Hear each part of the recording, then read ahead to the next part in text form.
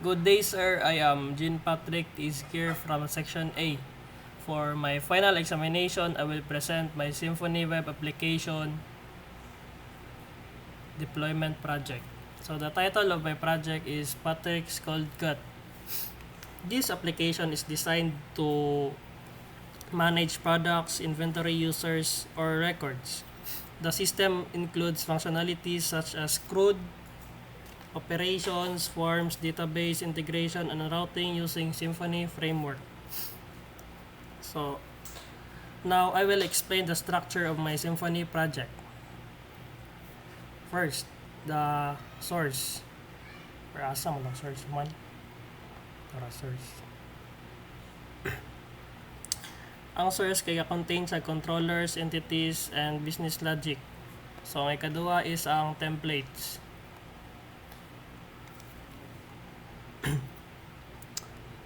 Kani siya kaya contain siya sa mga twigs for like front end nga mga UI ba.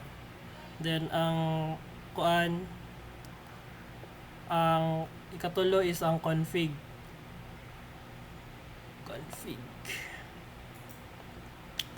Kani siya kay muna siya mga Symfony configuration files. Ditnay kaupat kay ang migrations. Like diri siya ang database migration files. Migration na migrations. Then ang sunod is ang public. Like nadiri ang public assets and entry point of the application. Ano siya public. Ang sunod ay ang env or environment variables configuration. Muna siya env na ako. So para sa database configuration, nag-use og environmental variables pinaagi sa env files. Here nakaset ang database URL nako para ma-connect ang Symfony application sa Railway nga database. So ang Symfony nga components na also nga na-use include nako is ang pag-routing, doctrine, ORM, twig templating, forms, controller, entity, and migration system. Kani siya nga mga components nag-help organize sa application efficiently. So ang next is ang Docker file.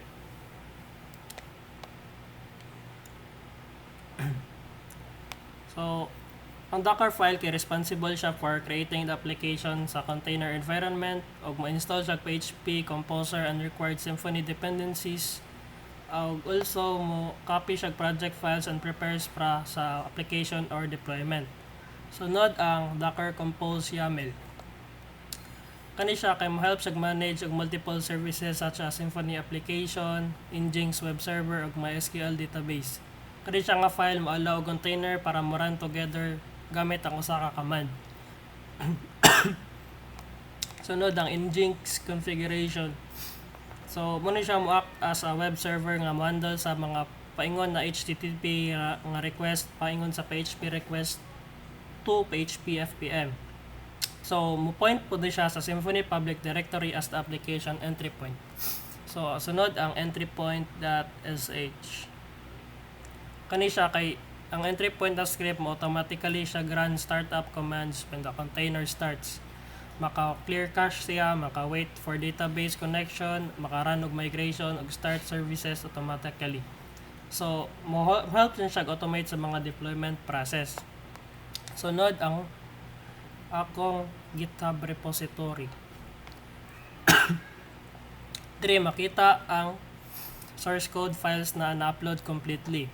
So, nag-use po ko Git version control for tracking changes and make commits. Like, dire makita ang mga commits na ako.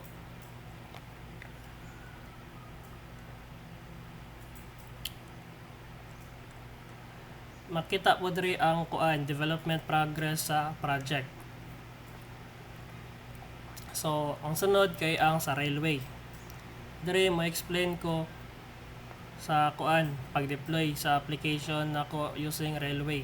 So makita diri ang mga sa history nga ang mga process na ako sa pag-upload ng mga errors. Ako i-configured configure po ko diri sa variables kaning kuan app env, app secret o database URL. After na connect sa database, akong giran ang Symfony migration to create the table sa production sa database. Nasa SQL, diri makita ang akong database. Diri na user, stock, product, order item. Diri na makita tanan ang database sa SQL na ko. So, I also encountered ng mga deployment issues sa pag-process like database connection errors, like mga missing environment, variables, composer dependency issues. So, para ma-solve di siya ng mga problema, akong gi-verify ang database URL. Ang gi-check sa railway logs, diri sa pag-deploy nako nato di logs, mga errors, deploy logs, nadiri ang mga errors. Like if mo kuan ni siya human ni siya health check succeeded, so mo green ni siya kalit mo online na success ang pag-deploy nimo. After fixing the issues, application na deploy na ko siya successfully. So now ako ipakita ang pag-host sa database sa Symfony na ko ang application. Mo ni siya ang URL, ang link ko i-click na makita na akong homepage. Ang application kay makuan siya, ma-create functionality, read display records, update, edit records, ug delete functionality. Ang sulayan og kuan, login sa ang admin para ma-create ko products o katong mga tong kuan crude na functionality.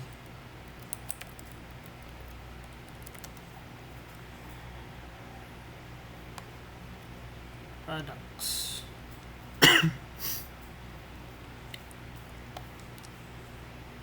Kani siya.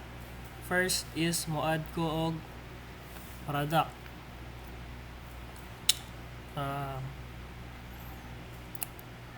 Beef product mo yan. Wait, ako sa i-check diri sa akong database if na ba ni siyang product. Ribeye steak o chicken, walay beef. Diri na sa ilalo mo gawas ang new updated na product.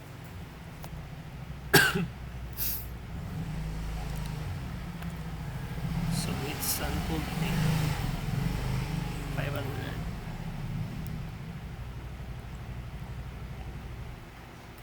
product sa beef. Taon ako diri ni-update siya diri sa akong database. Sunod, ako na po siyang i-delete. Ay ako sang i-edit. Imo na ko siya og pork.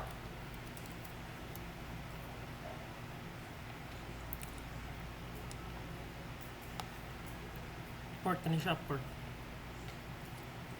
Nahimo na siya pork diri, na-update siya. Sunod akong i-delete.